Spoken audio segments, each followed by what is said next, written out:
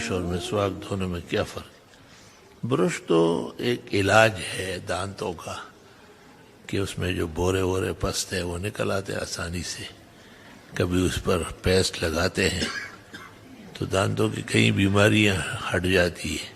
مسواک مستقل سنت ہے اور بڑے اعمال میں سے ہے مسلمانوں کے مسواک.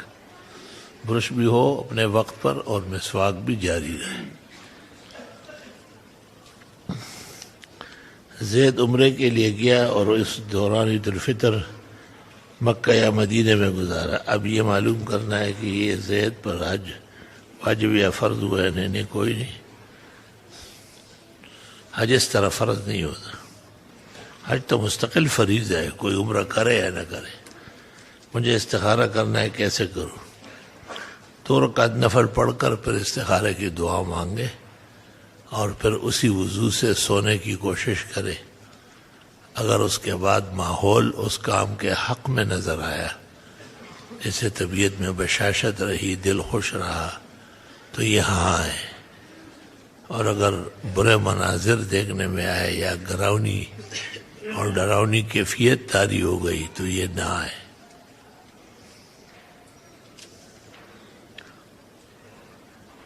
وطر چھوڑ دیتا ہوں، سو جاتا ہوں. تہجد کے بعد پڑھوں گا لیکن تہجد میں آنکھ نہیں کھلتی.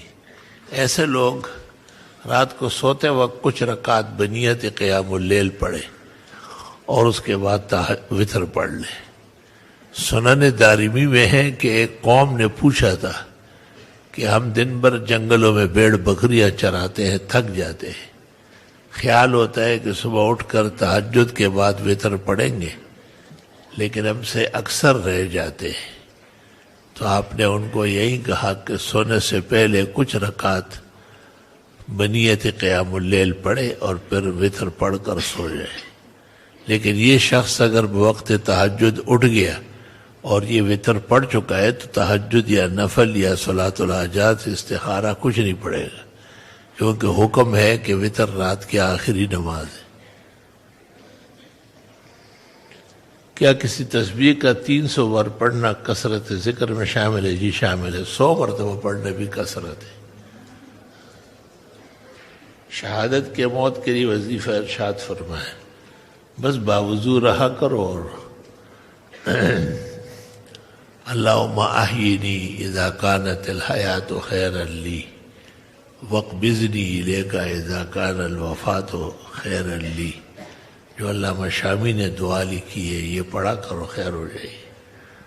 پختونوں کی تاریخ کو بہترین کتاب در شاہوار بڑی اچھی اور بہترین کتاب ہے. کیا مغرب کی سنت نوافل کے بعد 2 رکعت نفل پڑھ جائے؟ تو یہ اوابین نہیں، اوابین کم از کم 6 رکعت ہے. فتاوی شام میں ہے اور اس کے حاشیے بحر میں کہ سوا رکعت المغرب 2 سنتوں کے علاوہ 6 رکعت ہیں. الحمدللہ داڑھی رکھے ہوئے ہیں. خواب میں خود کو داڑھی مونڈا ہوا دیکھا، جو اس کی کیا تعبیر ہوگی؟ توبہ استغفار کرے. فسق و فجور دیکھنا تو مناسب نہیں ہے. نماز کے بعد سر پر ہاتھ رکھنے کا ثبوت حدیث سے ہے یا سلف حدیث میں ہے. ابن سنی نے عمل الیوم واللیل میں نقل کیا ہے لا الہ الا اللہ والرحمن الرحیم اللہم اغننی وعزقنی رائحت الجنہ. یہ یا 2 لفظ اور ہے، یہ پڑھے جاتے ہیں خواہ سر پہ ہاتھ رکھے یا پیشانی مس کرے. دونوں ثابت ہے، البتہ اس دوران الٹے ہاتھ سے کچھ پڑھنا ثابت نہیں.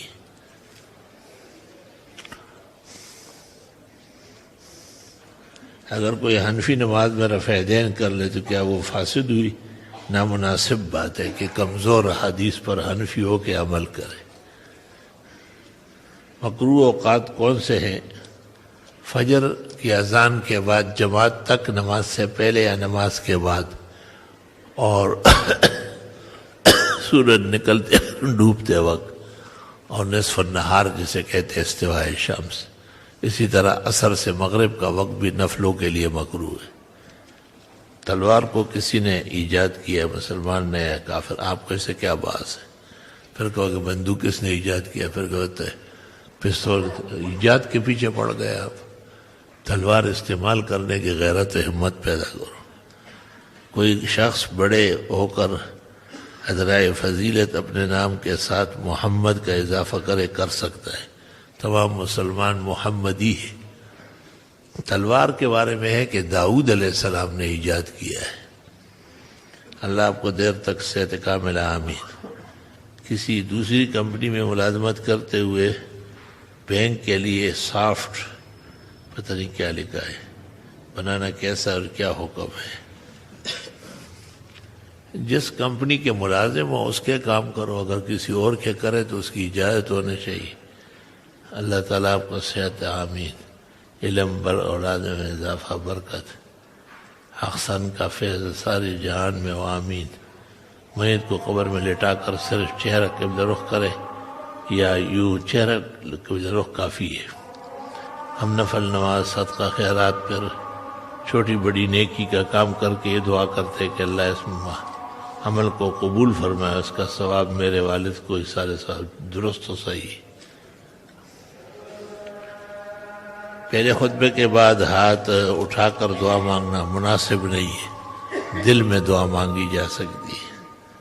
نماز مغرب کے بعد سنت و نفل پڑھنے کے بعد اگر 2 رکعت نفل پڑھے تو کیا وہ اوابین میں شامل ہے؟ نہیں ہے شامل۔ پر مسح کیا جاتا ہے، اس طرح کسی سفر کی حالت عورت دوپٹے کے اوپر نہیں، یہ کیا بات کر رہا ہے؟ مسجد نبوی میں عورت اعتکاف کر سکتی ہے، وہاں مرد نہیں چھوڑتے، عورتیں کیا کرے گی؟ اگر حج یا عمرہ کرنے والے کا ہوٹل حرم کی دور سے باہر ہو تو عورت اپنے ہوٹل میں نمازیں پڑھ سکتی؟ جی پڑھ سکتی ہے۔ شیخ صاحب پیشاب پخانہ کا مرض بہت زیادہ ہے، اچھا ٹیمپر پہن کر ٹھیک ہے، اگر طہارت رہتی ہے، اس طرح کوئی اطمینان ہے تو پڑھ سکتے ہیں۔ میں ایک تاجر ہوں، ایک چیز جس کی گارنٹی 3 ماہ ہے، جبکہ وہ چیز کسی گاہک نے کسی اور سے لی اور وہ چیز خراب ہو گئی، اب وہ میرے پاس آتا ہے تو اس سے وہ چیزیں اور 500 روپے مزید میں رکھ لیتا ہوں۔ یہ چیز مجھ سے کمپنی والے بغیر کسی توازن کے تاوان کے تبدیل کرے گا، کیا یہ میرے لیے صحیح ہے؟ اب دوبارہ یہ فتویٰ استفتاء لکھے دارالفتاء میں بھیجیں۔ آپ کا درس تدریس کا دربار اہل سنت کی سربلندی کے لیے اللہ جاری و ساری رکھے اور آپ کو صحت درازی عمر دے۔ مفتی صاحب میں آپ سے عمر میں کافی بڑا ہوں اور دنیاوی معاملات میں گھومتا پھرتا ہوں، لیکن جب جو تسکین قلب آپ کے جمعے کے خطبے سے ملتی ہے تمام ہفتے میں سوئی سرور نہیں ملتا۔ اللہ ہمیشہ نصیب کرے۔ تہجد کی نماز کا ثواب کس کو بخشا جائے؟ اپنے لیے روکو۔ اگر ایک نماز ادا کرتے وقت دوسری نماز کے اذان کان میں پڑ جائے تو پہلی نماز کا وقت ختم ہو گیا۔ حضور نبی کریم کے ازواج مطہرات میں معلوم اشری تعداد 37 تعداد لکھی ہے دمیاتی نے، اور ابن حجر نے اس کی تائید کی ہے۔ اس میں 17 منقوحات ہیں، باقی جواری اور اماء ہے۔ ہمارے مخلص محترم حضرت الاستاذ مولانا حافظ محمد انور شاہ کو مکمل صحت، آمین آمین۔ کل میرے چھوٹے بھائی حافظ محمد احسن ایکسیڈنٹ میں شہید ہو گئے، اللہ تعالیٰ ان کے درجات بلند فرمائے، سارے خاندان اور غمزدوں کے لیے شافی و مشفع بنائے۔ گھر میں عجیب و غریب چیزیں نظر آتی ہے، بچے بھی خوفزدہ ہے اور تنگ دستی بھی بے روزگاری ہے، کسی سے کیا کہے؟ دعا استغفار کرے۔ گھر میں اونچی آواز سے سورہ بقرہ پڑھوائے سورج نکلنے کے بعد۔ ہمارا پہلا بچہ ذہنی معذور ہے، دوسرے بچے کی امید ہے، آپ حضرت دعا فرمائے، آمین۔ میں دعا کرتا ہوں۔ حاجی صدیق صاحب دودھ والا اسپتال میں داخل ہے، اللہ صحت شفا دے۔ تمہارے مخلص بھائی ہے، بہت گراں قدر دوست ہے، اللہ تعالیٰ ان کی صحت میں عمر میں برکت دے، بہت جلدی ان کو کامل و اکمل زندگی اور صحت دے۔ ان کے شفا کے لیے پورا ادارہ، طلباء، علماء سب دعا گو ہے۔ اللہ آپ کا سایہ فتح دیر قائم رکھے.